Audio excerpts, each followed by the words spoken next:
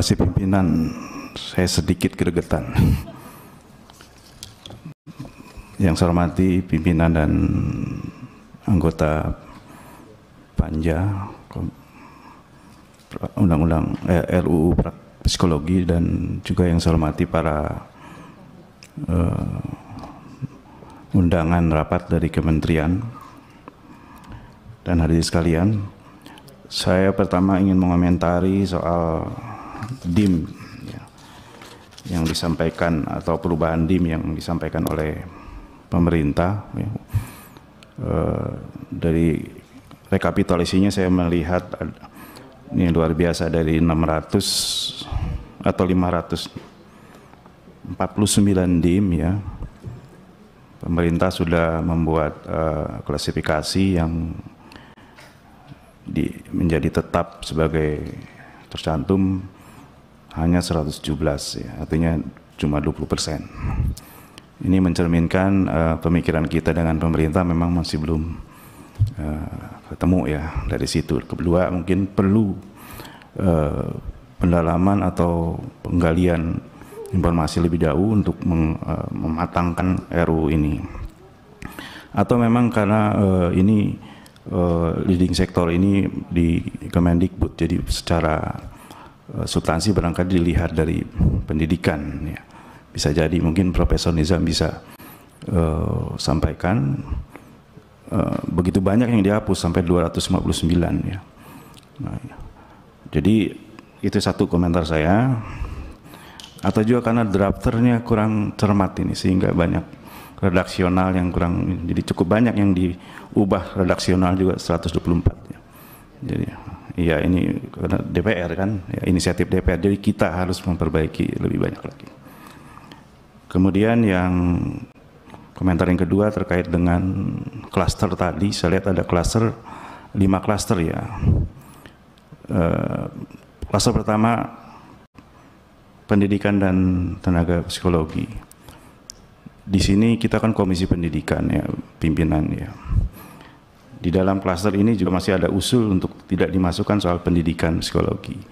Dan dari masukan-masukan narasumber juga sedikit sekali yang membahas soal pendidikan psikologi. Jadi memang sebenarnya sudah tepat judulnya praktik psikologi. Cuma menurut saya yang tidak tepat adalah tempat pembahasannya, bukan di Komisi 10 gitu.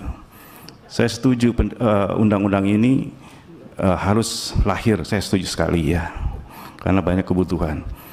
Tetapi tempat membahas ini mungkin ya paling tidak melibatkan teman-teman di Komisi 9 lah.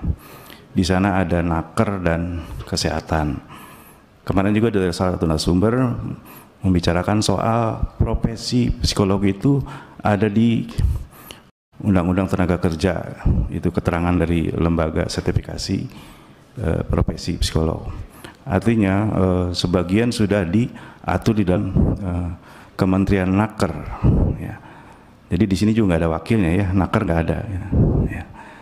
Jadi kalau memang perlu undang-undang ini lahir, harus melibatkan lagi mungkin naker dan juga teman-teman di Komisi 9 atau berupa pansus barangkali Ibu pimpinan ya, biar lebih kaya, kalaupun kita tetap ingin membahas ini.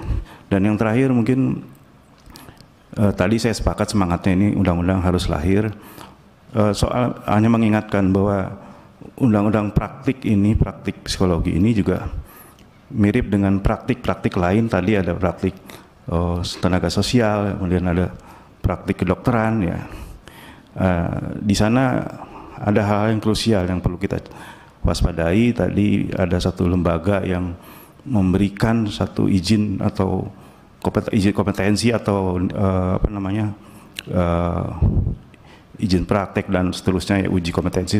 Nah di situ akan terjadi semacam pusat kekuasaan, badan seleksi atau segala macam, seperti juga terjadi di undang-undang tentang praktik kedokteran ya. Di sana ada konsil kedokteran yang cukup lama berkuasa, sehingga akhirnya pada muncul undang-undang Dikdok pendidikan kedokteran. Itu menjadi perdebatan antara peran konsil kedokteran yang merupakan juga swasta dengan peran negara tadi yang menentukan kompetensi profesi kedokteran.